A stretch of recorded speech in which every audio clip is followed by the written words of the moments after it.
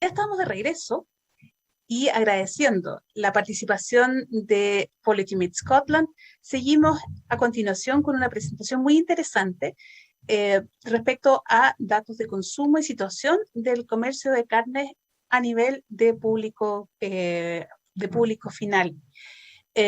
Recordamos que además esta presentación y de aquí para adelante, todo lo que queda del día, nuestras ponencias son todas en idioma español, por lo tanto les recomendamos que ustedes puedan acceder a la sala que dice idioma de origen para que puedan escuchar todas las ponencias en el idioma español.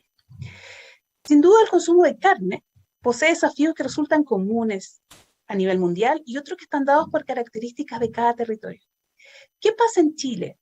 Para ello tenemos una interesante intervención del señor Gastón Escudero Poblete, empresario cárnico, director de la Asociación Chilena de la Carne, ACHICAGE, de profesión abogado, con un MBA en la Universidad Católica de Chile, doctor en gobierno de organizaciones en la Universidad de Navarra, posee una vasta experiencia comercial y gremial muy cerca del público consumidor.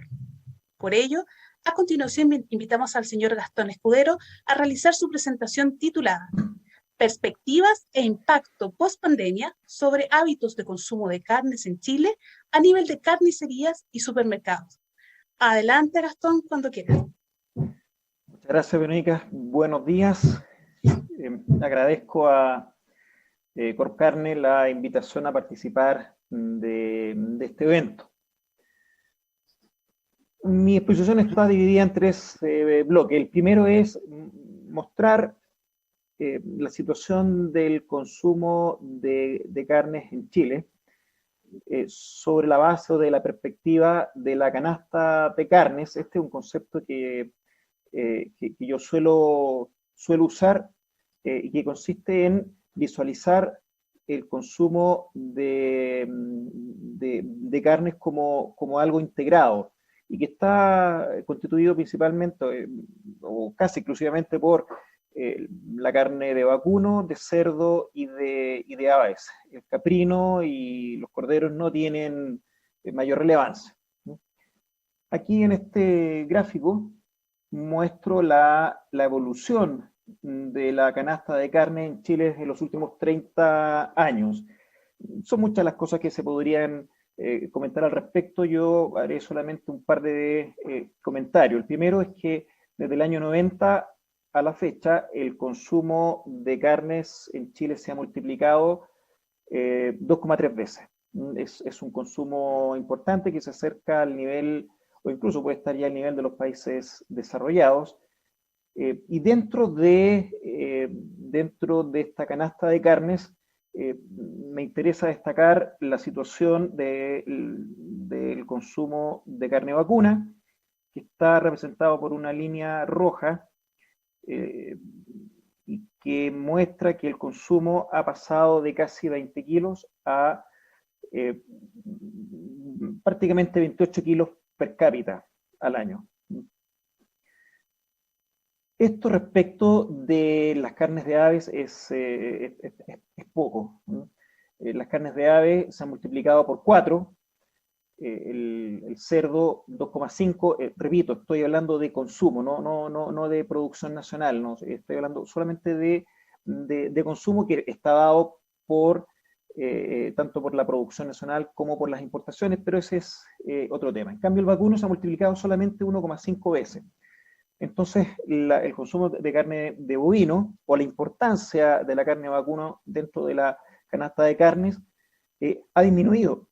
Era la carne de mayor consumo el año 90, hoy ocupa el segundo lugar, incluso hace pocos años llegó a estar en tercer lugar, detrás de aves y porcinos. Entonces, conclusión, en los últimos 30 años hemos visto una disminución relativa de las carnes de bovino para el consumidor nacional. Si bien en términos absolutos ha aumentado, pero ha aumentado menos que las carnes sustitutas. La situación actual es esta, se ve en este gráfico de torta.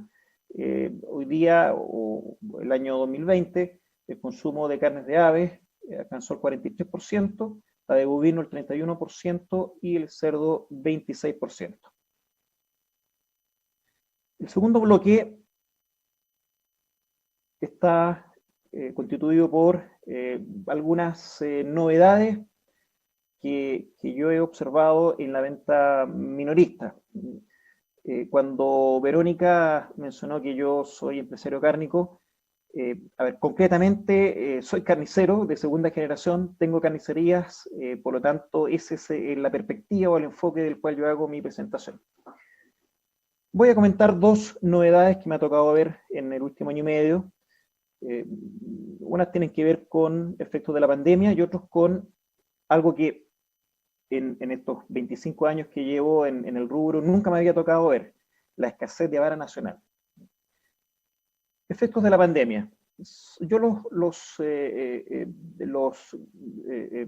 agrupo o los clasifico en dos. Hemos tenido mayores exigencias y también nos ha obligado a desarrollar la venta directa. ¿En qué consisten las mayores exigencias? Bueno, al igual que restaurantes, al igual que prácticamente todos los rubros de la economía, estamos sometidos a protocolos de prevención, de atención de público, de aseo, etc. Por ejemplo, en las salas de venta hemos tenido que poner acrílicos que separan al público de los vendedores. Además, tanto los vendedores como el público deben usar mascarillas. Esto dificulta mucho la comunicación. Por otro lado, tenemos límites de aforo. Dependiendo del tamaño de la sala de venta, no puede haber más de 4, 6, 8 personas comprando. El resto de la gente tiene que esperar afuera, lo cual también nos obliga a tener una persona controlando el ingreso de público a la sala de venta. Todo esto ha generado molestias en el público, a veces incomprensiones. La gente llega a comprar apurada porque tiene un permiso a veces de 2 horas. El fin de semana el público utiliza el único permiso que puede obtener. No está dispuesto a esperar mucho. Una espera de 1 hora para ser atendido significa la mitad del tiempo de que dispone para salir de casa, hacer sus trámites y volver. Por lo tanto, todas estas exigencias nos han obligado a armarnos de mucha paciencia, ¿no? Y aunque también puedo decir que con el tiempo el público ha ido teniendo comprensión, porque también entiende que estas exigencias tienen que ver con su propia seguridad. Otro dato que puedo mencionar es el aumento en nuestros gastos de aseo y sanitización al doble. Es decir, estamos gastando el doble de lo que gastábamos pre-pandemia en detergente y aseo, que a su vez es uno de los gastos más importantes que tenemos en las carnicerías.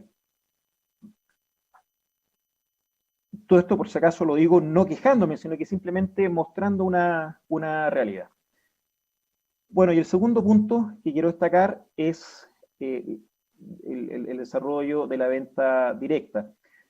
Por ejemplo, en nuestro caso, en nuestra empresa, hace 1 año comenzamos con venta a través de pedidos telefónicos, despacho a domicilio, que antiguamente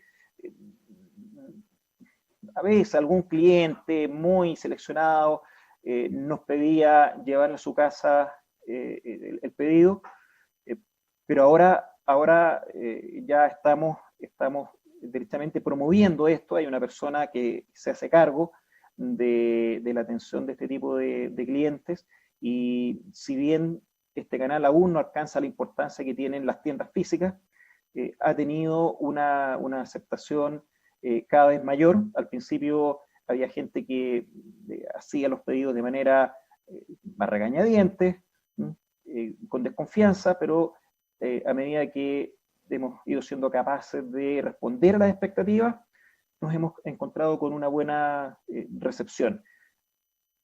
Hoy día manejamos una base de clientes de 800, 900 personas que hace 1 año y medio atrás no estaban comprando por esta vía. Otra modalidad también es retiro en tienda, es decir, gente que hace su pedido por correo electrónico o por teléfono, se le prepara y acude a la tienda solamente a retirar y a pagar. Esto es una modificación importante respecto de lo que era antiguamente, porque el cliente llegaba a la tienda, esperaba ser atendido y recién entonces se le preparaba el pedido. En cambio, con esta modalidad, el cliente reduce su tiempo de espera y además el tiempo que tiene que estar fuera de su hogar. En el caso de nuestro como carnicería, en que nos diferenciamos de los supermercados por el lado de la atención personalizada, esto implica desafíos, porque toda nuestra ventaja competitiva había sido desarrollada sobre la base de la atención física, cara a cara entre el vendedor y el comprador. Ahora, en cambio, la venta se hace por teléfono y el contacto con el vendedor se reduce. Por lo tanto, hay otros aspectos específicos que antes eran muy importantes y ahora ya no lo son tanto, como la presentación del producto en vitrina, la importancia de la ausencia de olores, el aseo, en fin, no digo que estas cosas haya que descuidarlas, no, hay que mantenerlas, pero también hay que ir incorporando otros elementos que antes no los teníamos, en nuestro radar. Es un desafío bonito, es un desafío que nos obliga a adaptarnos a los nuevos tiempos. Este tema, esta novedad que voy a mencionar ahora, es peculiar. A mí nunca me había tocado ver una escasez de vara como la que tenemos hoy, y que se refleja principalmente en el encarecimiento. La vara de vacuno ha tenido un alza en el costo de un 50%, entre julio del año pasado y julio de este año. Un 50%. Es mucho. Es mucho. Tampoco me estoy quejando, por favor, sino que uno no puede soslayar un alza de esta magnitud. Y esto también se refleja en la escasez de cortes con hueso.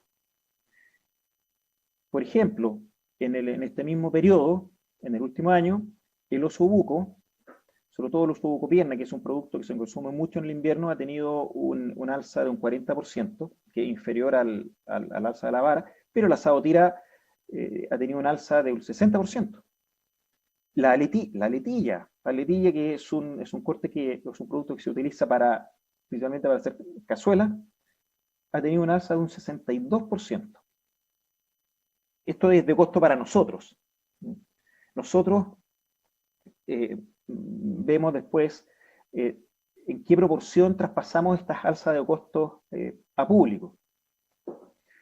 No siempre es posible transferir el 100% del alza al cliente. Nosotros actuamos como amortiguadores.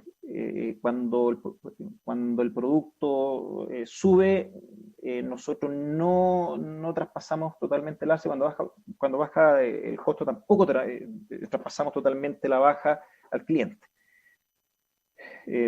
Pero de todas maneras, se ha dado algo muy, muy, muy curioso, y es que a pesar del aumento en los precios, la gente no ha disminuido el consumo. La gente no ha disminuido el consumo. Ya voy a comentar un poco más de esto. Tercer bloque de mi presentación, perspectiva, es decir, qué viene para adelante, qué viene para el corto plazo. Voy a mencionar tres tipos de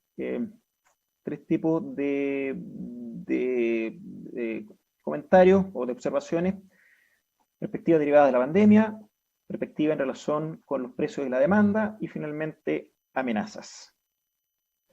Derivadas de la pandemia.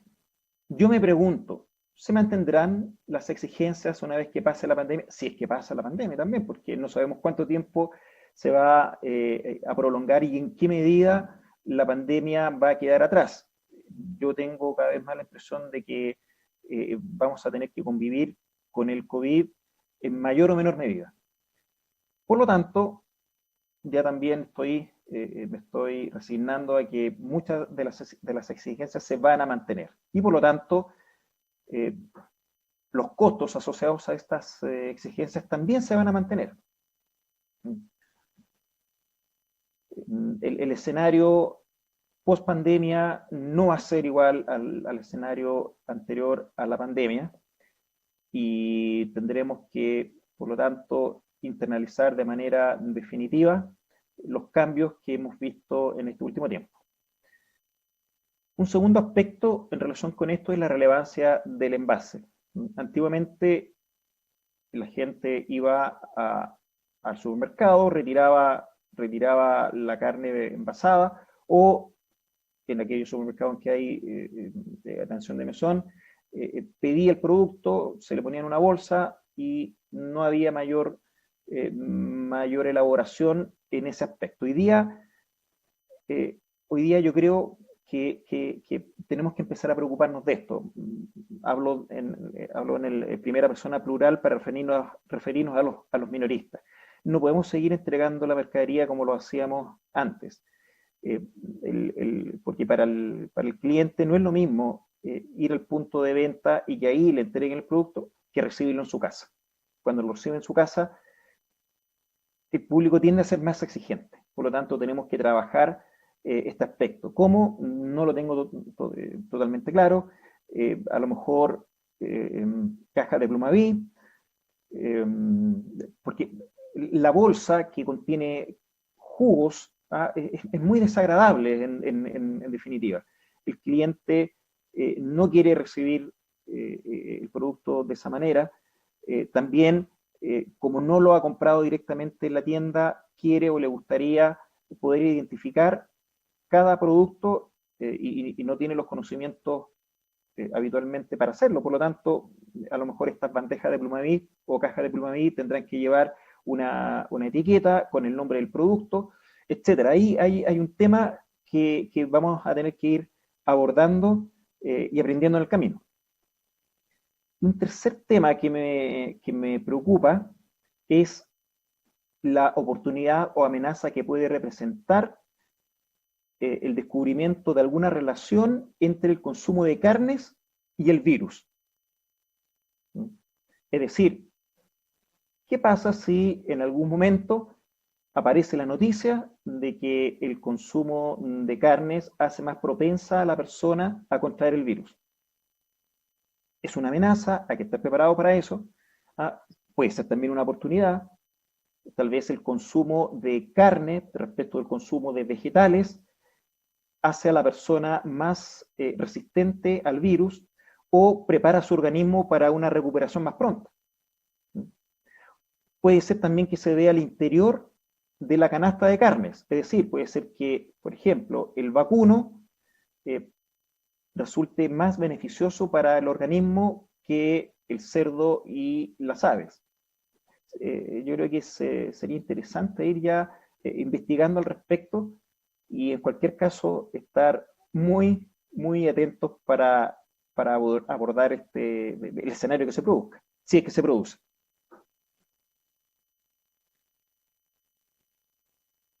Un segundo punto es la relación entre precios y demandas en el corto plazo. En este cuadro, que aparece la variación del costo de estas tres categorías de carne en el último año, vemos que, como les decía adelante, el vacuno, por lo menos la vara, con la carne importada la variación no es tan alta, pero en el caso de la vara nacional la variación es de un 50%, en el caso de la carne importada es menos, pero también se ha encarecido. En cambio, por ejemplo, en el caso de las chuletas de cerdo, la variación es negativa. En el caso del pollo es positiva, pero muy, muy inferior al alza del vacuno. Antes les decía que esto no ha afectado la venta de carne de vacuno. Yo esto lo atribuyo a la gran liquidez o cantidad de dinero que hay en la economía, producto de los retiros de los ahorros provisionales y de los subsidios que está entregando el gobierno. Pero esta situación no es no es sustentable, no es viable en el largo plazo. En algún momento esto va a tener que acabarse, y lo que yo creo que va a ocurrir es que la gente se va a volcar sobre el cerdo y el pollo. Por lo tanto, los precios actuales del vacuno no se van a poder sostener mucho tiempo más.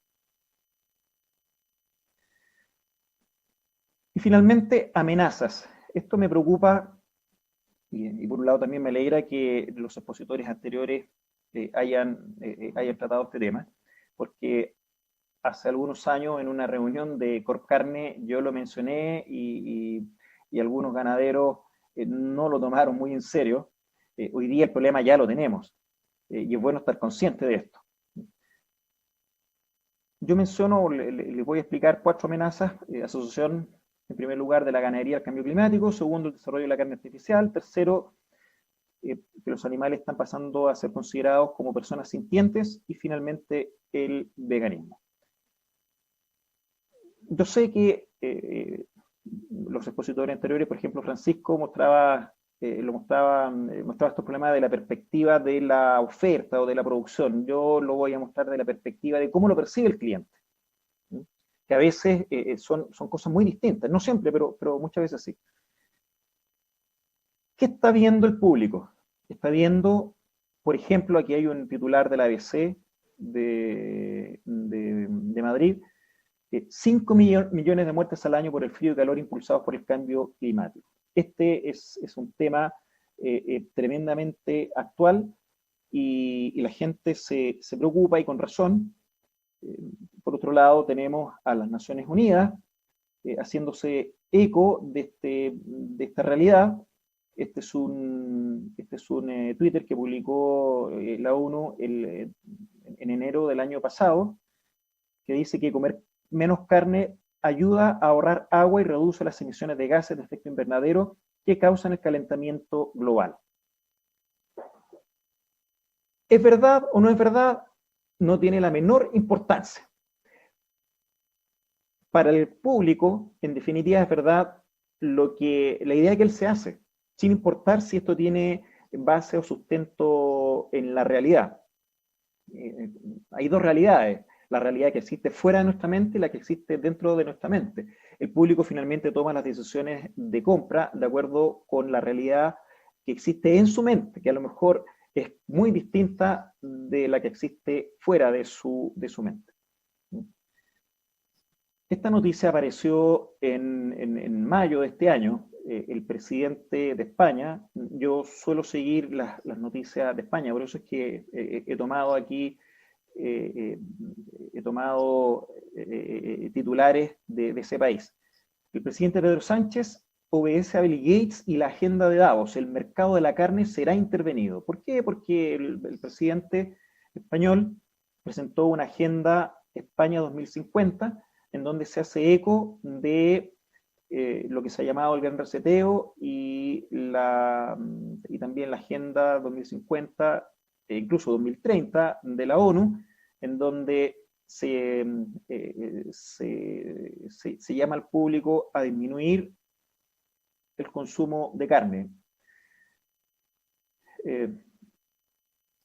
El detalle o la bajada de esta noticia de la ABC dice: para lograr los objetivos en materia de cambio climático, el presidente ha presentado su plan para España 2050. Las principales medidas que propone el informe van desde un cambio de hábitos de consumo con menos productos de origen animal a la prohibición de los vuelos nacionales cortos, así como la reducción de consumir menos ropa o electrónica. Hoy día esto nos puede parecer absurdo, pero caramba, hace pocos años nos parecían absurdo muchas cosas que hoy ya son parte de lo políticamente correcto.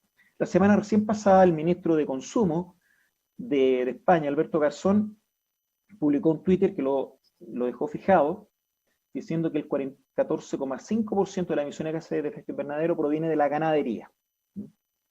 Mientras que para que tengamos 1 kilo de carne de vaca se requieren 15.000 litros de agua. Esto de inmediato provocó las reacciones, los reclamos de las asociaciones cárnicas. Los productos cárnicos son muy consumidos y preparados en España. Por lo tanto, la arremetida del gobierno contra su fuente de trabajo y de ingresos no fue para nada simpática. El diario El País publicó este titular con una foto comentando en forma de pregunta, pero esta pregunta esconde una afirmación. Reducir el consumo de carne, de acuerdo con la ciencia, es más sano y sostenible. Esto es lo que ve el público. Insisto, tal vez no tenga asidero científico, pero el público no sabe, el común de la gente no sabe cuál es el asidero científico, simplemente se queda con esto. Es mucho más importante un titular de un diario que un sesudo artículo académico.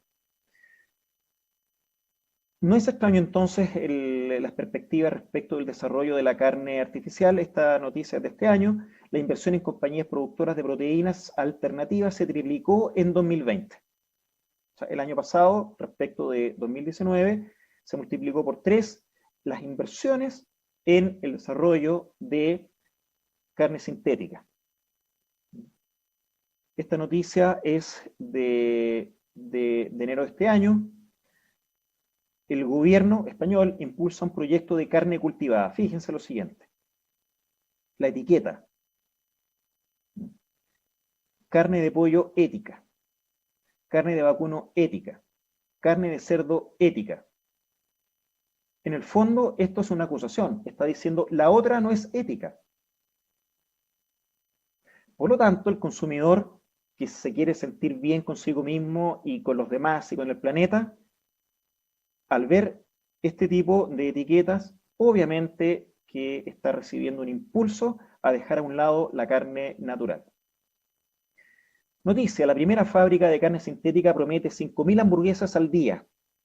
Noticia de junio de este año, hace menos de un mes. Israel.